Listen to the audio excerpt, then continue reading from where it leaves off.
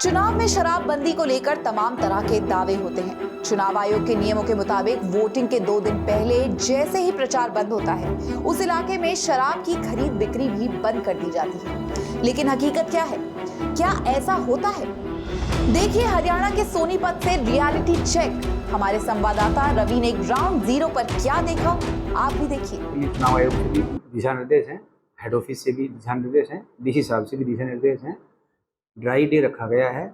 चुनाव क्या dry day का सिस्टम होता है, पोलिंग की जो क्लोजिंग होती है उससे 48 घंटे पहले से ड्राई डे शुरू हो जाता है। सोनीपत के जिला आबकारी अधिकारी को सुना आपने, सरकारी दावे करते हुए, चुनाव आयोग और एक्साइज पॉलिसी के नियम बताते हुए, लेकिन जमीन पर हकीकत में ऐसा नहीं है। हमारे संवाददाता रवि चुनाव प्रचार बंद होने के बाद एक शराब की दुकान पर पहुंचे। उन्होंने क्या देखा, आप भी देखिए। हम सेक्टर 23 के नज़दीक हैं, महलाना रोड है। ये मेरे पीछे आप ये ठेका देख सकते हैं जो बंद बताया गया है, और इस ठेके को शटर इसका डाउन कर दिया गया। आप देख सकते हैं कि आसपास कोई भी व्यक्ति शराब लेने वाला अब तक नज़र नहीं आया है। लेकिन हम आपको कुछ और चीज़ें भी दिखाना चाहेंगे।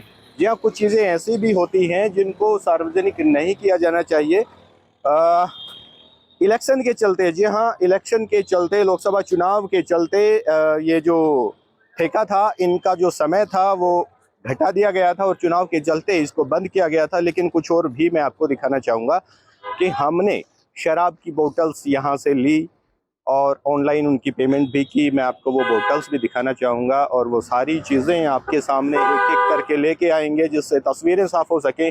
अधिकारियों की जो बातें थी, जो उन्होंने कहा था कि यहाँ शराब नहीं बेची जाएगी, किसी भी तरह की शराब परोसने पर प्रतिबंध लगा दिया गया था, लेकिन बावजूद उसके प्रशासन की तमाम नियमों के, कायदे कानूनों की धज्जियां उड़ाते ये लोग, आप देख सकते हैं कि लगातार शराब की बिक्री शराब के ठेके के पिछले दरवाजे से जारी है और लगातार शराब बेची जा रही है। मैं आपको वो भी दिखाना चाहूँगा कि मेरे हाथ में जो शराब अभी है वो देख लीजिए। और मैं पहले आपको ऑनलाइन पेमेंट इसकी दिखा देता हूँ कि जिस तरह से ऑनलाइन पेमेंट की गई है। तो मैं आपको ऑनलाइन पेमेंट, ये आप देख सकते हैं कि 300 रुपये पेमेंट की गई है, क्योंकि मैंने 2 बियर की बोतल्स ली थी।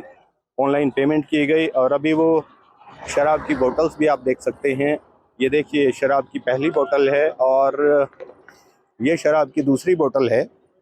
ये दोनों बोतल्स हमने इसी ठेके से ली थी और अब कहा जा रहा है कि लगातार जो प्रशासन के नियम थे उनको देखते हुए ठेके को बंद किया गया है। तो ऐसे में क्या कहेंगे, क्या मानेंगे, किस तरह का डर, किस तरह का भय प्रशासन का इन ठेकेदारों के मन में है या नहीं है, ये देखने वाली बात होगी। श्रेष्ठ भारत संवाददाता रवि ने 23 मई को चुनाव प्रचार बंद होने के बाद ये रियलिटी चेक किया।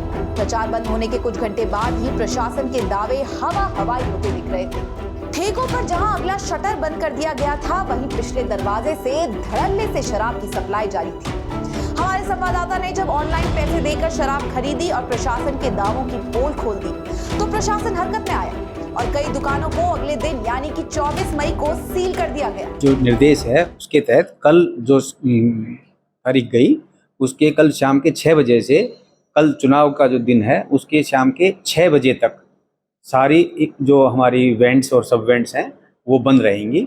इस दौरान हमारी सारी जो टीमें मैंने गठित कर रखी हैं वो फील्ड में रहती हैं और वो चेकिंग कर रही हैं कि कोई भी ठेका, कोई भी वेंट खुलती हुई या शराब बेचती हुई ना पाई जाए। अगर कोई इस दौरान कोई शराब की दुकान खुलती हुई पाई जाती है या शराब बेचते हुए पाई जाती है तो उस पर नियमानुसार कार्रवाई की जाती है। उसको उसी समय सील किया जाता है और उसका ब्रीच केस बना करके हम हेड ऑफिस भेज देते हैं।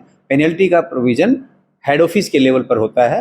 हमारा काम उसको सील करके और उसकी रिपोर्ट हेड ऑफिस भेजना होता है। श्रेष्ठ भारत की तरफ से जिला प्रशासन की आंखें खोलने और दावों की हकीकत दिखाने के बाद प्रशासन में हड़कंप मचा हुआ है। सोनीपत के शराब कारोबारियों में अफरा तफरी का माहौल है। हमारा मकसद चुनाव के दौरान किए जाने वाले सरकारी दावों की हकीकत को आपके सामने रखना था। सोनीपत से संवाददाता रवि की रिपोर्ट।